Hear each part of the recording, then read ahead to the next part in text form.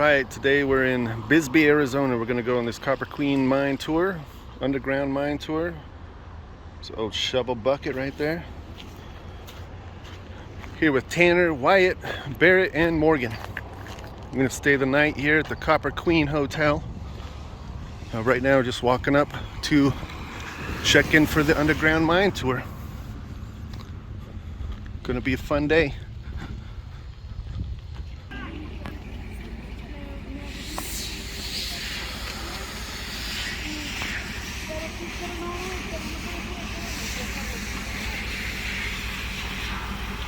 There's a couple of the crew over there getting ready for the tour. Some old mine equipment right there. It's like a shaft elevator bucket or something. Huge old ore barrel.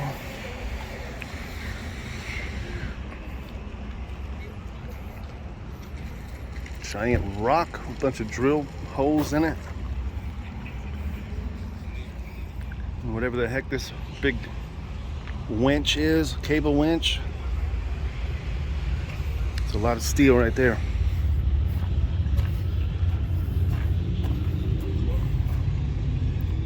It's awesome. All right, it's gonna be a fun time.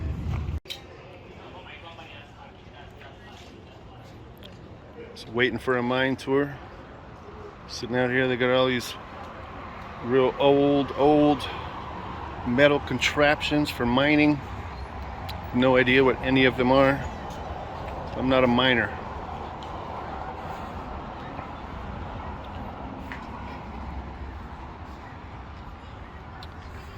Hopefully we'll learn something cool about it today.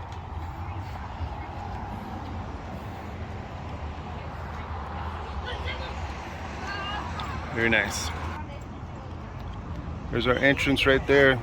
Queen Mine, 1915. I think they closed this copper mine in 1970, if I remember right. This little train mechanism right here with all these seating. This is what we're going down into the mine with. So we should be heading down that way in about 20 minutes. Until then, here's a view of the city.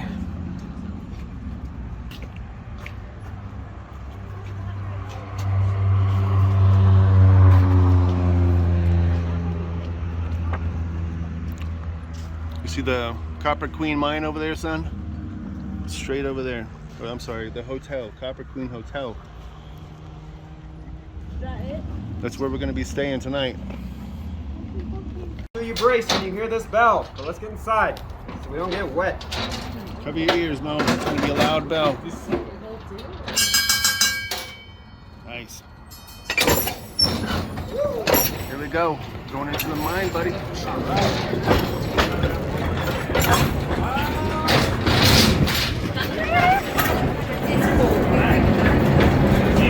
can turn on your light, Mo.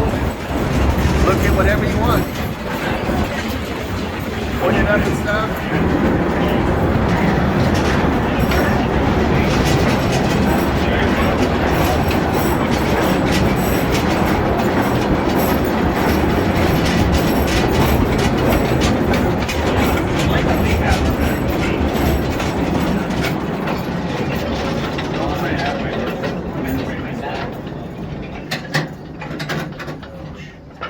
Woo! That was fun. Hope y'all enjoyed the ride. Yeah. Just kidding, there is plenty more to see. Nope, I'm stopping here for two reasons. One, gotta wait for John. Closing the door behind us. But then also, believe it or not everybody is comfortable being underground. Just want to let you know that this is the darkest and narrowest section of the entire tour, so it does open up from here. But if you don't like it down here, if you're not feeling comfortable, right now is the time to let myself or John know, hey, please take me to the Arizona sunshine, or back out into the rain, I should say, and we will walk you back out there, give you a full refund, no questions asked. So while we wait for you to come to that decision, you will look down at the end, you're going to see a light. It is not the light at the end of the tunnel. This is a round trip, folks. No. What it is light emanating from the original Copper Queen shaft. And so they drove that all the way back in 1880 at a 45-degree angle, exploring for silver. Yes, I know these are copper mines, but in 1877, Army Scout Jack Dunn found cerussite, a lead ore, which was a major indicator of silver. Tombstone had just struck silver, and so they thought they found another tombstone. Staked their claims, started digging. Nope, they found copper. Enough copper to fill 29 different mines across this entire Bisbee area. Now those 29 different mines are all interconnected underground by over 2,200 miles of tunnel and track. So if you were to stretch that track out from here end to end, it would stretch all the way until or into Washington, D.C. You feel cool, right? All those 2,200 miles is all under Bisbee, folks. Now, I'm not going to stop at this copper queen shaft. Like I said, it was driven at a 45-degree angle. Believe it or not, mining at 45 degrees is incredibly difficult. And so they scrapped that idea after about 3 or 4 years and moved over to 90-degree vertical shafts, much like the Czar, which was the first one that was sunk where your cars are parked right now. I'm going to ask one more time before we move on. 1,500 feet into the mountain. Is everyone feeling comfortable on the ground? Yeah. All right, let's move on. Check it out.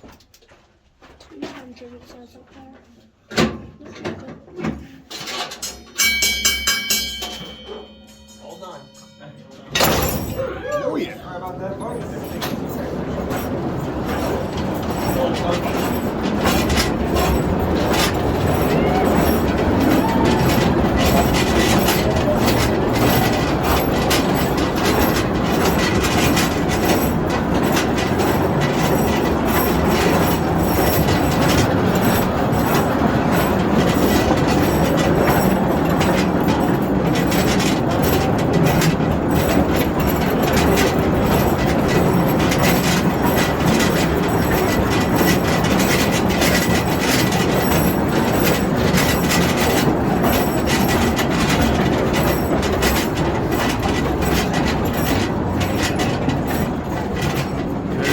Copper Queen shaft. Wow. Can you see that, Moses? That's crazy.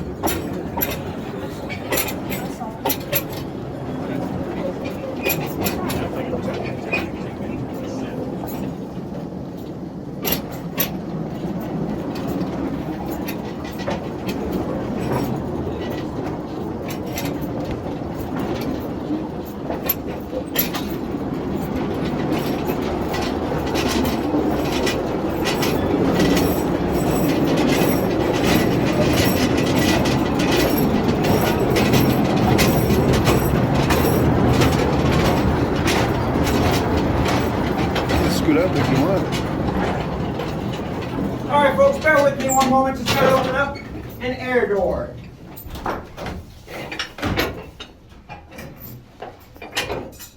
Now we install these air doors to control things like the humidity, the airflow, and the temperature. We are trying to maintain a constant environment underground. But let's move on.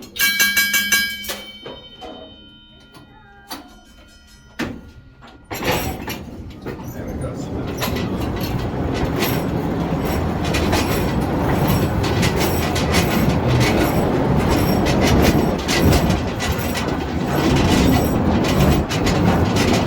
600 feet.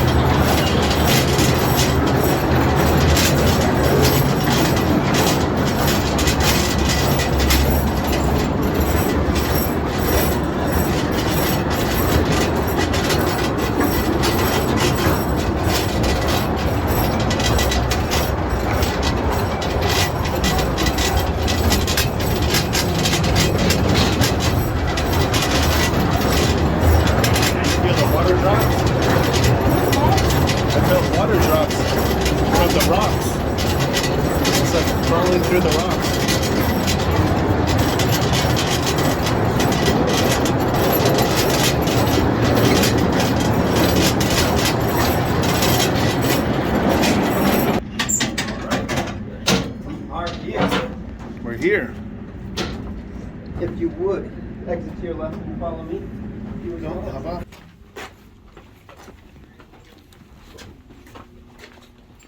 All right. Welcome once again to the Carbide Mine. Just want to do a quick safety note. You may have seen it as we were riding in. The evacuation route is now over on your all's left or right behind you. It is a 900-foot walk followed by a 200-foot staircase, followed by another 900-foot walk, but then we are out by the side of Highway 80. And so, if for some reason we cannot exit the way that we came in, we've got another safe route to go. But we are now 1,500 feet back into the mountain. There is about 900 to 1,000 feet of rock and ore above our heads. The reason why I like to start my tour right here is because all the way back in 1900, we were trying to get a job with the Copper Queen Consolidated Mining Company. They would have likely taken you to a spot that would have looked a lot like this. They would have placed you in front of what are known as chutes, and then they would have placed you behind what is known as a 1-ton ore cart. Somebody called a chute capper would fill up that cart for you. You'd be standing about right there. And then, once it's filled up, you would be told to push this all the way out to the surface, where you would dump it into a big pile, bring this cart back, and do it all over again. Ability that you were about the age of 15 or 16. Now, these young boys, 15 or 16, would remain in this entry-level position called trammer for about 3 to 4 to 5 years. And this is because they do not let just anyone pick up a drill and start blasting. The position of miner was considered skilled labor. Oftentimes you would be in these entry-level positions for years and years before you were ever promoted. Now, these 1-ton ore cars, they were being pushed out one at a time by these 15-year-old boys. Not very fast. You need to hire a lot of guys to do this. This is the early 1900s, and we are now learning how to harness a newfound technology known as electricity. If you don't know this, copper is the second best conductor of electricity, second to silver. That's way too expensive. And so we needed way more copper in this country. So to increase production, in 1902, they actually lowered the very first mule down the Higgins Shaft here in Bisbee, Arizona. Now these mules, this is when production really started taking off. They could pull anywhere from 4 to 6 of these 1-ton ore cars, increasing production by that 4 to 6 times, but then also freeing up all those boys to do other jobs around the mine. That's what they were talking about. And there is still plenty of room for everyone. As you're all filing in, just for a few moments, I mentioned this. Concrete frame you have all just walked through. There are 2 large steel doors sticking out of it. What this is known as a fire door. Now, were fires a big problem underground here in Bisbee? Yes, fires were a huge problem underground here in Bisbee. Natural consequence of the copper mining in this area would expose hundreds of millions of tons of pyrite to the open air. Now, this is pyrite in the form of iron pyrite, which we didn't care much for, but then also chalcopyrite, the most abundant copper ore in the Bisbee area. Now, when these pyrites hit the open air, they begin to oxidize. That oxidation is an exothermic reaction with the cross-cut miners. Now, cross-cut miners are the first of 3 types of Bisbee miner we're going to go over. Cross-cut miners were responsible for drilling and blasting all of the horizontal tunnels that we can walk and ride in today. And then once they were done blasting, they were responsible for laying down all of the track. So an easy way to remember it, cross-cut miners built the railroads. Now, it took 2 miners to operate one of these devices. This one on the right, very, very heavy, weighed about 280 pounds. As you can see, to change the horizontal position, you'd have to tear down this column and move it left and right. Then, if you wanted to change the horizontal position, you'd actually have to hook up a chain hoist and pulley system right up there using those holes, and then you could get it up and down. Very, very heavy, very, very labor intensive, but very, very fast. You see these machines replaced hand drilling, and that's taking a piece of steel with a hammer and just driving it into the ground. That's very, very slow. These machines can drill 21 to 27 7-foot deep holes in about 10 hours. Now, when they first came underground, they were also, they had some issues. In the early 1900s, around 1905, when they first came underground, if you were to start drilling into this wall, a thick cloud of white dust would fill the room. This is because This limestone contains quartz and other silica-containing minerals. Now, when miners in the early 1900s would bust open and break apart this wall, they would eject that silica into the air. They would actually breathe it in, and then it would lead to a condition known as silicosis. It is essentially the hard rock miner's version of black lung. It really only took about 2 years of operating one of these devices before a miner was so jacked up he was unable to work underground any longer. And if we reached that point, if his silicosis reached that severity, he was going to die by the age of 40. Countless lives were lost to these. Use one too long and you are gone was known as a widow maker. In around 1912, though, with the advent of the safety movement, we started attaching water lines on the sides of all our drills. That would allow us to pump water straight through the center of the steel. This cuts the dust down 100%, effectively increasing the lives of our miners. Now, this machine right on the very right is known as a stoper. Now, if those linear drifters are for making horizontal tunnels, well, then this one looks like it's made for vertical tunnels. We call those shafts or raises. Now, this stoper was utilized by the second type of miner here in the Bisbee area. They were known as raise miners. And so, crosscut miners, they built the railroads. Raise miners made all the tunnels that go 90 degrees. They made all the shafts, everything that the cages went in. And so, they built the elevators, essentially. Now, this did have water attached to it. Didn't kill as many miners through dust, but raise mining is inherently more dangerous than crosscut mining. Why is that? Well, you're drilling straight up. Everything that you're drilling is going to fall down right back on top of you. And so you could drill into something like a big boulder that you break loose, that's coming down on top of you. Therefore, raise miners were actually paid a little more than the other miners due to the danger. Biggest issue with these devices, though, is all of the water that you pump and rock that you pulverize, where's it going? Right back down on top of you. And so, if you are a raise miner, you are guaranteed to be wet your entire shift. Oftentimes, you come out so muddy, the only spots that would be clear are where your goggles were.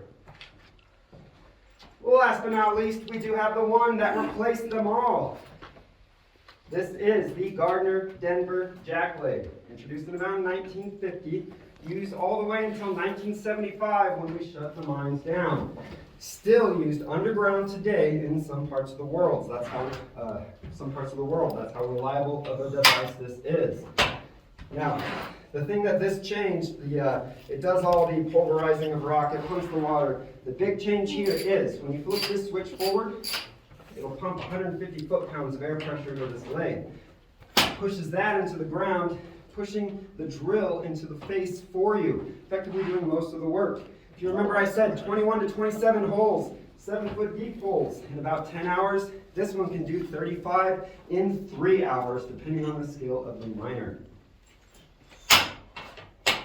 Now, they are all responsible for drilling 7-foot deep holes. That mining process is drilling, blasting, and then transferring the ore, also known as mucking. And so, we make 7-foot deep holes, we fill them up with dynamite, and then we blast them.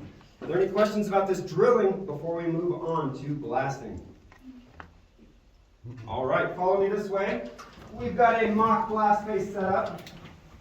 We're going to be gathering around this corner right here.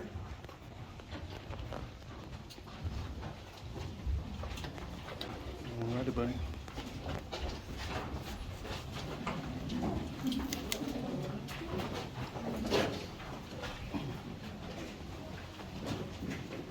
That's pretty cool. The ones we saw out front, right?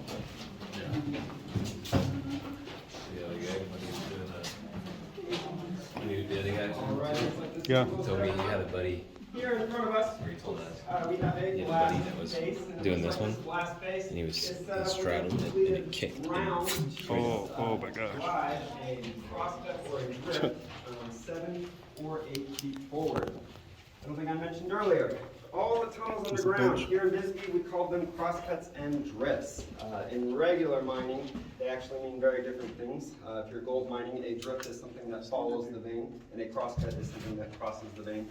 But copper does not form in veins. It forms in ore bodies, and so we used drift and crosscut interchangeably. Now this looks like a drift, a crosscut 7 to 8 feet forward. It is on a blast face, and I call it a face because every working wall underground is the face. Everything above you is called the back. Everything below you is the bottom. The walls to your right and left, those are known as the ribs. So when you're a miner, it's like being in a big snake underground. Now, if I was to ignite all of these 21 charges, let them all go off at once, not much would happen other than a big bang.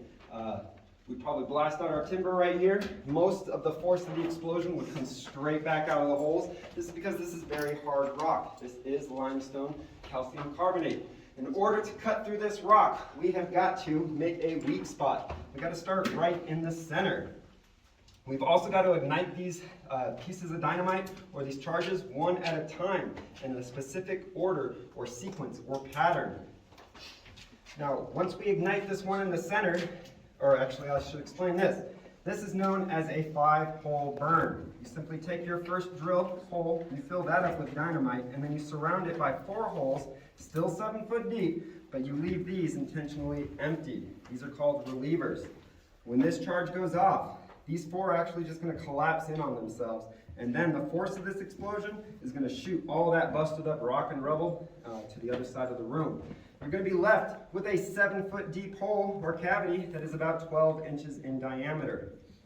After that, about a second later, the surrounding shots begin to break that rock into that newly formed hole. So you start maybe right here, blasting into that new hole. Once again, into it, and then you will spiral out kind of like a cinnamon roll or an ammonite, all blasting into that increasing cavity. Every single charge that goes off makes this hole a little bit bigger.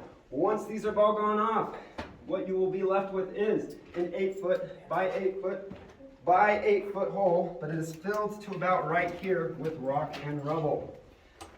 Now, something I didn't mention is, once you're done blasting, you actually get to go home. Here in Bisbee, they conducted all of their blasting at the end of shift, then they waited 2 hours, and then that oncoming crew would clean up the previous crew's mess, then do everything all over again, the drilling and then the blasting.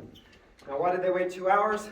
Well, dynamite is gassy. I don't know if you know this, but when you ignite it, this entire room would be filled up with nitroglycerin. Breathing that nitroglycerin leads to a nasty, nasty headache. And so we worked in 8-hour shifts. We'd blast at the end of shift, and then the oncoming crew would come in. Now, that oncoming crew, they're coming in to clean up.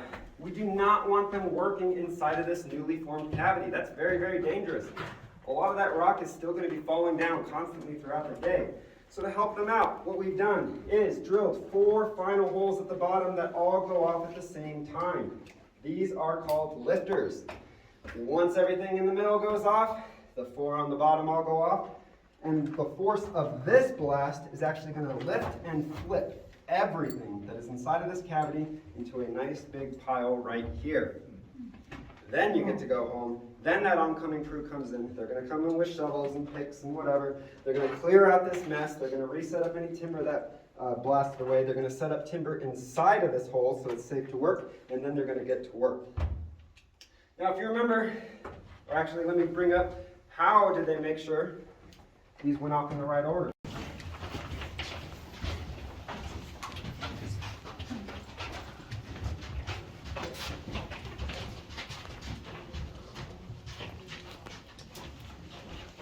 Lunchbox. Oh yeah, gotta eat lunch.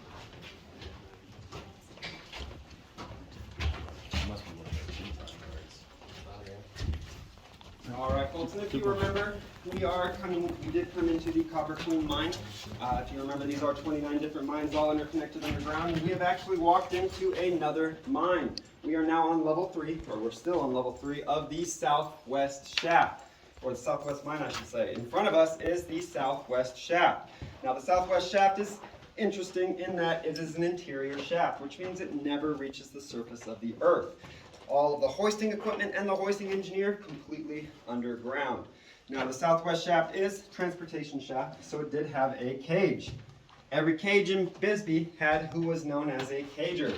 That is a man who rides on that cage all day, who takes commands from the miners and translates it into bell signals that the hoisting engineer or hoisting operator, same guy, can understand.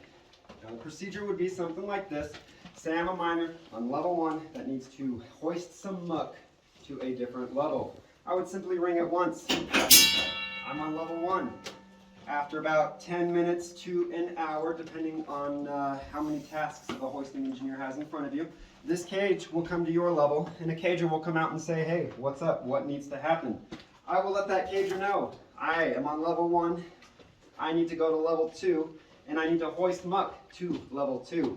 The cager will then get on his own bell, and he will then send a series of 3 different signals to that hoisting engineer, letting him know what needs to happen, where that cage is, where it needs to go, what it needs to do. Now these signals would be so fast that we would be unable to understand what he's relaying. It sounded an awful lot like Morse code. Now it's very, very important. The cager and cagers are the only people that can touch this bell. Reason being, the shafts in these cages, second leading cause of fatalities down here in the Bisbee mines. These cages could move very, very fast, and that hoisting engineer, he's up at the top level or he's on some other level, he has no idea what's going on in this cage. They're very, very strong. They don't stop for anything. Also, very, very dangerous in that you never move men and equipment at the same time. One of the early rules that they implemented early 1900s was that never move men and machinery in the same cage. Reason being, early 1900s, the cager was riding down one of these cages, holding a bundle of those 7-foot steel bits used for drilling. One of the steel bits did move during transport, struck the side of the shaft, caused all of those bits to spin around, turning that cage into a blender with the cager still inside. Never move men and machinery in the same cage. They also moved the mules in these cages, except they didn't move them inside of the cages because those mules would get too scared and start moving around, get all wild. No, what they would actually do is wrap up the mules as tight as they could so they couldn't move. Then they put a blindfold over their face so they wouldn't get scared. And then they would wrap or hook a harness up to the bottom of the cage, put that mule in on his back so his legs are sticking up straight up in the air, and then just drop it to wherever it needed to go. Sounds like a pretty wild ride for the mule. Would not want to be a miner unwrapping that mule at the bottom. Now these two right here, we're just showcasing some mine cart technology. You remember we showed you 1-ton ore cars? Well, this is a 2-ton ore car, 3-ton ore car, never pushed by men, never pulled by mules, only pulled by those electric trams and trolleys. But this is also when rocker technology was implemented. You can tip these over quite easily, even if they are full of ore. It doesn't take a lot of strength. If you'll excuse me, I'm going to talk about these two machines right here. Come up here, buddy. Now this one right here is known as a mucking machine, utilized mostly by those crosscut miners, the guys that built the railroad. Fairly simple. It's a front end loader. You conduct your drilling and blasting, and then you can lay down your rails, drive up this machine. It's powered by air, as you can see. Fill up this front bucket, put this back, and then it'll just scoop all that muck into this bucket for you. It takes about a minute to a minute and a half to accomplish. This right here, tips and whatnot, and then just use it like a giant cat box. Or they would carry around a dynamite box because those are more airtight. And they would use it, share it amongst their team, try to hide it in any conspicuous location. Pretty gross. Or, if you're on an upper level, you just set up at the top of a raise. And you just go down that raise and you make the lives miserable for the miners working below. Joe was here. In these early 1900s, in the United States, there were hookworm outbreaks plaguing Michigan and California. Yeah, you can see it on my camera probably better. A major company in 1916 wanted to get ahead of that, and so they constructed hundreds of these and sent them underground. They also created a new entry-level position dedicated to maintaining these, known as sanitary nipper. Believe it or not, it was kind of hard to get guys to take this job, so they made them work 7 to 4 and never on the weekend. They made as much as a mucker or a tool nipper, and Nothing I can read. actually, believe it or not, these sanitary nippers had a little more power than it might sound like. There's plenty of stories about sanitary nippers who are getting bullied, pushed around, teased, picked on, all sorts of stuff, and then that bully will find one of these sanitation carts in his work area for about a month. Oh. Now finally, if you look above our heads, we have got lots and lots of timber. Timber is what we call the lumber or the wood that we set up to protect us. Now this setup is known as a segmented set. You can see it's kind of like a Roman arch. All of this timber and this setup is because right now, right above us, this is the most weight above our heads in the entire tour. I'm going to go and let you know, here in Bisbee, we do not use strong wood. In fact, we use very, very weak wood. But we do that intentionally. In the early days of underground mining, we would use wood like oak, very, very strong wood. And that wood would hold the weight above the miners' heads and hold the weight and then just break apart, killing everyone below. They figured out if you use softer woods, weaker woods, wetter wood, more malleable wood, well, if you're working and the weight becomes too much to bear above your head, you're actually going to start hearing a lot of popping and snapping and groaning and moaning, all sorts of noise, hours, even days before a catastrophe is to happen. So, if you're working underground, a good thing to remember is, when your timber starts talking, you start walking. Now, this is a great place to take some pictures. You're allowed to get up on top of the sanitation cart, take pictures of your loved ones. If not, feel free to poke around. I just want us all to move around, move out as a group so we don't If you disturb guys want a the group photo, we can take that. Feel free to take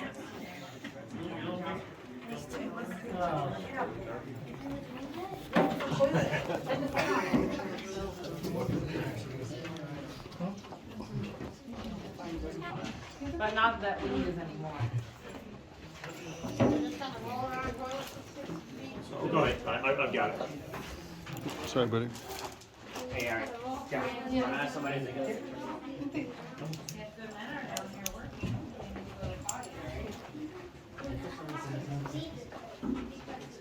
It's real neat. All right, it's starting to look like everyone's got their fill of the sanitation cart. So if, as a group, we can start to move towards the train, just get past Benny's tour as fast as we can. And then we will be on to our next stop, the Stoke. What did you want? Hey, sir. Up Yes, there, sir. up in the corner, it says Joe 1925. Is that original? Yes, that's real graffiti. Where's it at? Right there. There it is. Oh, yeah. Joe 1925. Yes. Would That's you mind great. taking a picture real quick? Absolutely. Just, Guys, you want to sit on the pooper? 1, 2, 3. And 1, 2. Perfect. Okay. Thank you very much, sir. Absolutely. Nice job. You guys look good. So what are those like air vent things for? That's just for ventilation for today. Okay, Yeah. gotcha, okay. Ready? I saw, I was like, I wonder what that was for, but okay, thank you. Are you my Indians, Eric? Huh? Joe 1925? All right, guys, Yeah, let's head this way. There's Yeah. a few. You said straight back, the other gentleman? Yes, we're just getting back on the train now. Okay. All right. We're good. Thank you. Ooh, that was nice. Careful. Yeah, this way, But back this the way. way, we should be happy we grew up in the era we did, well, they have all the safety regulations. Because back then, they didn't really care as much. Right? Pardon us, sir.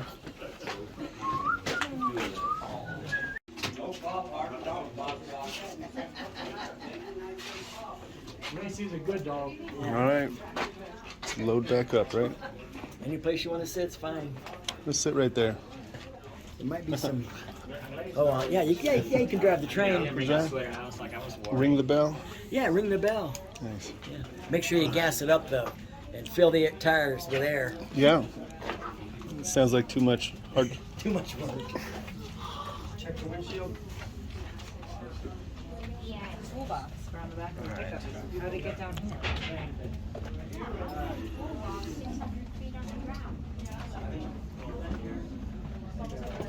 Watch your knees, Mo. Just watch your knees on these footsteps.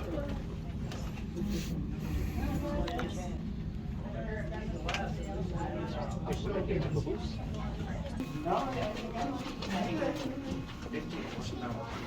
only 36.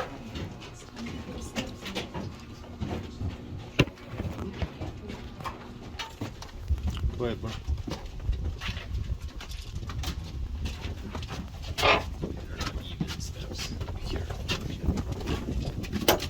Wow. Feel that? Yeah. Yeah, it feels crooked. Like this big rush of air. Yeah.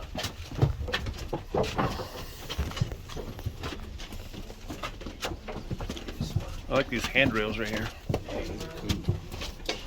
Real thick wrought iron.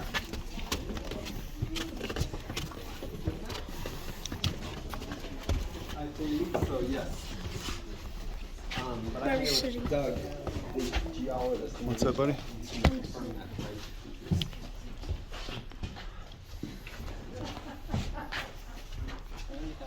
All right, just like everyone, just gonna close this all safe here. And then feel free to poke around, but I'll just talk. Welcome everyone to the stope. It's not a cave. It is not a cavern. Before man, this would have been a large, solid block or body of copper ore. Now, this stope was mined out in 2 different time periods. We're going to be focusing on 1880, though. Now, back in 1880, they would have come through the hole up above this square set, or this square set, structure in the center of the room known as a square set. Right up in that big hole up there, if we were to climb up there, it'd be about 150 to 200 feet to the surface. That low rumble and that breeze that you felt coming up the stairs, that is from a 50 horsepower fan that we've installed out at the entrance, and we're just pulling in air from the outside. That's why it's no longer 47 degrees and humid year round if anyone had been here 10 years ago. Gee. Now, back in 1880, what they would have done is drilled and blasted by hand this crosscut that would have gone across the stope here all the way to my main candy up in the raised miner up in that hole up there. And then they would have blasted and drilled out everything above their heads. And so that layer right there would have been their floor. Where candy is standing, that would have been their floor. Now I said 2 different time periods. 1917, a couple years after constructing the tunnel that we came in on, they came back in this area with more modern techniques, about 30 feet below our feet, and blasted upwards. And then over time broke through that old floor, giving us this new, very large stope that we have today. Now back in 1880, they would not have had these nice lamps, these lights that we are all carrying around with us today. Back in 1880, there were no light bulbs down here. They would not have even used kerosene lamps. You would have been issued, when you came to work, 3 candles a day, all the way until 1915. So from 1880 to 1915, the official light underground were candles. In 1915, Phelps Dodge and the other companies in the area switched completely over to what are known as carbide lamps. And that's just taking a calcium carbide, dripping some water on top of that calcium carbide, and when you drip water on the calcium carbide, it creates this gas, and then that gas is highly flammable. You ignite that gas while it's on your helmet, and then you're walking around with a little flame that's just shooting out at all times. It's pretty neat. I've only seen it once. Now back in 1880, what were they looking for? Well, they could not do any sort of exploratory drilling or assaying or anything like that. What they would have been looking for were entirely visual indicators of copper. If you all direct your attention to this black spot where my light is, in the center of that black spot is a white ring, and then in the center of that white ring is some pretty green rock. That is known as malachite.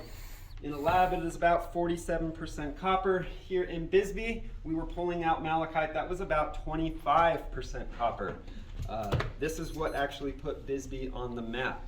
25% copper in the ground is unheard of. Nobody in the world had been seeing that. This was very, very, very high values of copper. This is why there are azurite roses in museums all over the world that say Bisbee, Arizona on them. This is why there's malachite specimens, bornite, cuprite. All these specimens all over the world is because of the high grade of copper that we had here. All that stope right above us would have been filled with malachite azurite, and other oxide ores of copper. The copper was so rich up there that they were able to just blast into the room and then scoop out what they needed with their fingers at points. That's how rich and loose the ground was because of all the copper that was in it. Now in 1880, they did not have these nice machine air-powered drills. If you remember, I said that they conducted their drilling before those drills came underground by hand. This would have been your first drill. This is your first driver. Now this procedure with these two tools is known as single jacking. It is for getting your hole collared. That means you're getting your hole started. You simply go where you want to mine. You take your steel, your single jack, and you will hit and twist over and over. It's just one guy. You're going to hit it until it is about a foot deep. It takes about an hour and a half. Once you get your hole collared, it then becomes a two-man operation. You take a changer, which is the first in a series of steels that goes up to about 5 feet. You will grab your partner. Your partner grabs right here. And then you grab the double jack. And so, double jack, two guys, this is a two-man operation. You will strike, then your partner will twist. Strike and twist. You're going to be doing that until your hole is about 5 feet deep. You're going to want 4 of these 5 feet deep holes.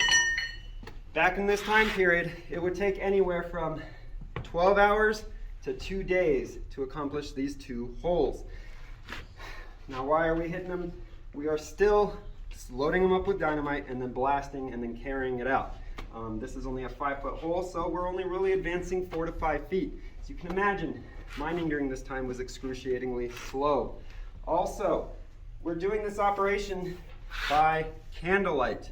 And so it is a fact that there were hands that looked like hamburger during this time. There were digits that went missing, shoulders knocked out of their sockets, elbows dislocated. Big reason is not many people knew how to do this. The only people that really knew how to do this in the 1800s came from another country, came from England, came from part of England called Cornwall. These were the tin miners, the cousin Jacks. They were really the exclusive, they were the old guard that really the only guys that knew how to do this. And they knew their power during this time. It was a select elite few of hand drillers, a group of hand drillers known as Tramp Miners. This is what they called them. They would travel the country and hold mining hostages, or mining companies hostage with their skills. They knew what they were worth. They would quit for the most insignificant reasons. They were a thorn in the mining company's side. In fact, it was the mining companies that welcomed these more than the miners, because this allowed any average man to drill 21 to 27 7-foot deep holes. And you then weren't relying on these hand drillers who were very, very powerful at the time. I guess, but anyway. And so yes, went over that. Now, this right here is what I want to talk about. I'm sorry. In the center of the room, I have saved my favorite piece for last. This is arguably the most important invention in underground metals mining. This is known as a square set. It was not invented until the year 1860. This was in Nevada. It's called the Comstock Lode. Virginia City, the Ophelia Mine. This was a silver lode that was massive, full of silver, constantly caving in, constantly killing miners. They hired this guy named Philip Deitzheimer. He was a mining engineer from Germany, and he envisioned an interconnecting system of blocks underground that would hold the weight of the earth up long enough for the miners to get the ore out safely.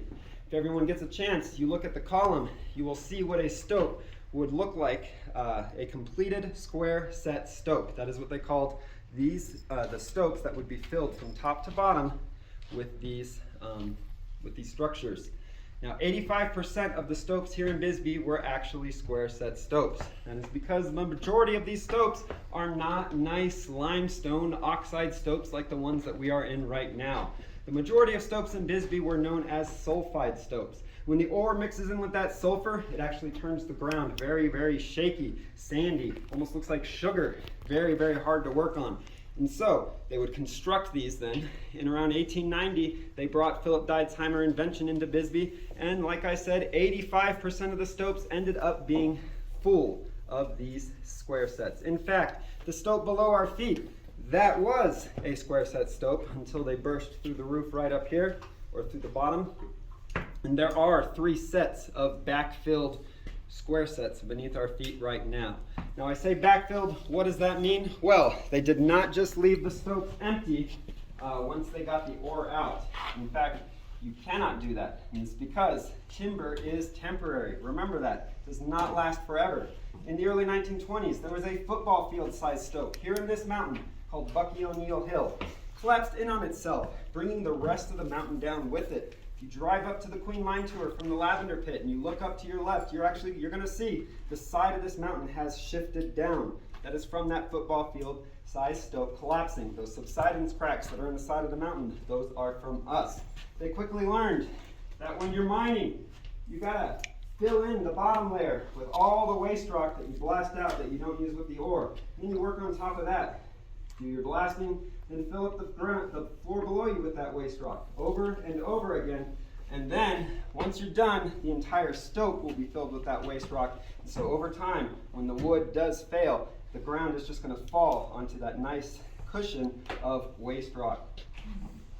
Now, June 14th, 1975, all the miners came to work, and the door was closed, shut in their face. They were told to go home. They had no idea what was going on. They were told to wait for a letter. A few days later, they got a letter. It said, due to the price of copper dropping from $1.50 to 55 cents a pound, we are no longer continuing operation here in Bisbee.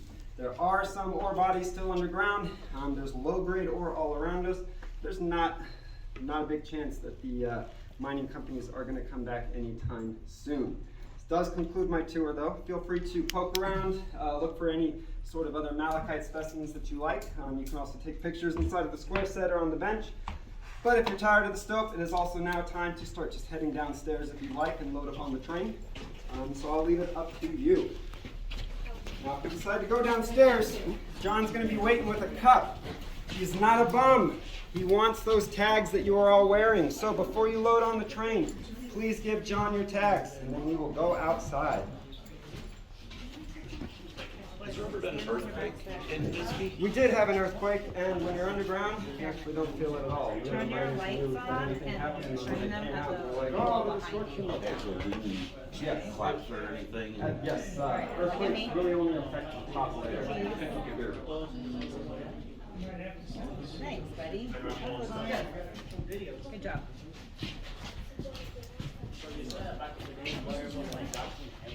Yes. So Big pit. the water in 1900. Look at that right there. Like pink. Look at that. Cut down the dust. And so all of the equipment. So when water gets What's to the that, bro? mine, it's got nowhere to go. And so any water you put into the mine. It's the wet toilet paper they feed the bad kids. So it'll fill up and then fill up. Okay, so the water was coming because of the work. They were They're working. Oh, okay. And then the rain will fill it up. There's natural things all above our heads that will fill up with water. So like when it rains really hard here, like you can see water here. Awesome, guys. How sharp that is. Yeah. Don't. That's why you wear a hard hat. Hey, Eric, All right, can you guys. take a picture here?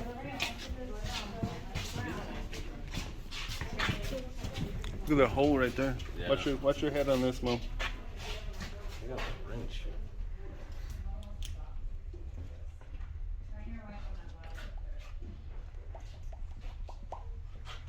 Quite the job to have. Hey guys, hold the handrail.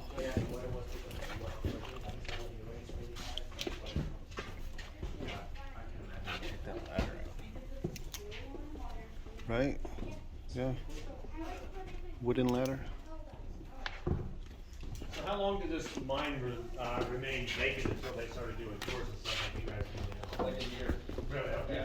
So they turn around and say, okay, well, somebody said we can still make some money with this mine. Exactly. So like, let's start doing towards it. Alright. Heading out, miners.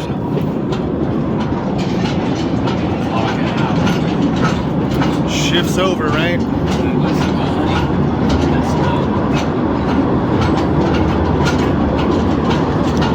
Oh, we're going fast now.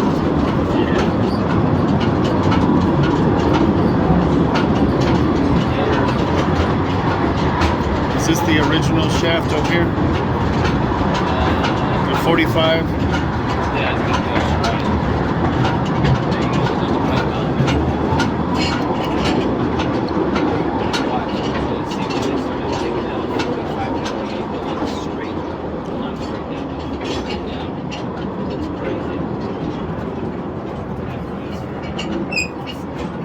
What do you think, Barb? Pretty neat.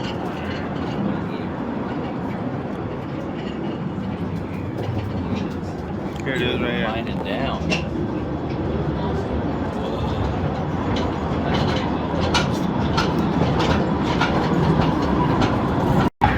Oh, we're back. We're back outside. We're outside again. And it is sprinkling. You really hated that much, Bo? It's immediately taking that out. It's super bright out here.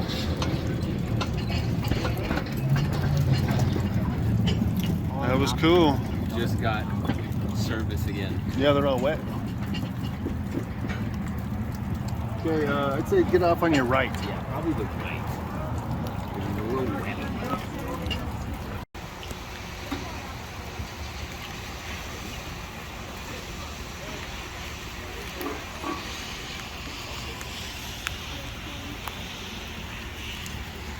Hey, miner. Having a good time, buddy? How was your shift? Did you have a good shift? Yeah. Did you ring that bell? Supposed to ring that bell 5 times. The bell.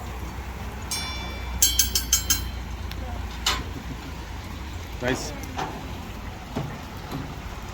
That didn't sound very loud. Nice. That was better.